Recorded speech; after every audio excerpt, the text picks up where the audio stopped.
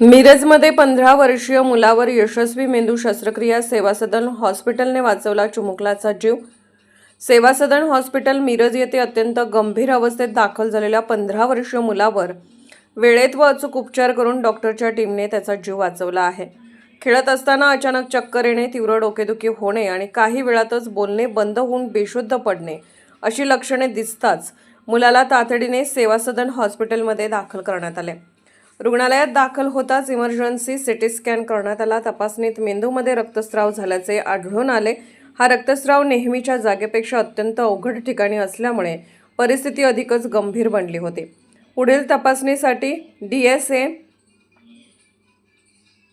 Angiography केली असता मेंदूमधील रक्तवाहिन्यांमध्ये AVM असल्याचे निदान झाले। ही स्थिती जीवघेणी असल्यामुळे तातडीची मेंदू शस्त्रक्रिया करणे अपरिहार्य होते। सेवा सदन हॉस्पिटलचे न्यूरोसर्जन डॉक्टर सुधांशू रेवतकर यांनी रुग्णांच्या कुटुंबियांना परिस्थितीचे गांभीर्य समजावून सांगितले।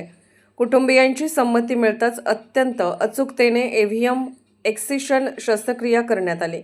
डॉक्टर सुधांशू रेवतकर म्हणाले, रुग्णाची अवस्था अत्यंत नाजूक होती। रक्तस्राव अवघड ठिकाणी असल्यामुळे शस्त्रक्रिया मोठ्या काळजीने करावी लागली। योग्य वेळी घेतलेला निर्णय, आधुनिक तंत्रज्ञान आणि अनुभवी टीममुळे ही शस्त्रक्रिया यशस्वी झाली। शस्त्रक्रियेनंतर दुसऱ्याच दिवशी रुग्ण बोलू लागला, सर्वांना ओळखू लागला आणि त्याच्या अवयवांची हालचाल पूर्ववत झाली।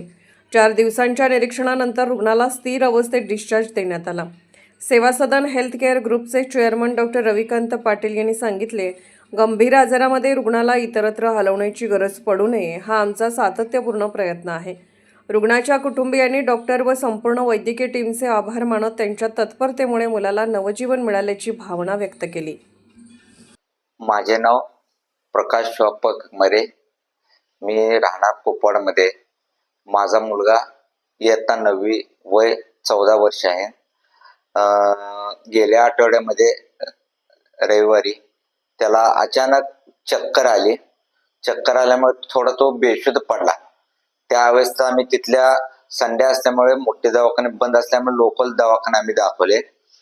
तिथून थोडा जो मान आणि जरा उलटी करून घेतल्यामुळे आम्ही पुढे त्याला अमर पाटील सर यांच्याकडे ट्रीटमेंट सर नेलो। मग त्यांनी सर्व तपासणी वगैरे केले। त्यानंतर त्यांनी लक्षात आलं की साधारण डोक्याच्या साईडला कुठे का प्रॉब्लेम आहे, म्हणून त्यांनी CT स्कॅन व MRI करायला सांगितले आम्हाला। आम्ही ते दोन्ही करून घेऊन आलो आणि ते रिपोर्ट त्यांनी बघितले। त्यानंतर त्यांनी सुधांश सरांना च्याकडे ते रिपोर्ट पाठवून त्यांची चर्चा करून ते बघितले।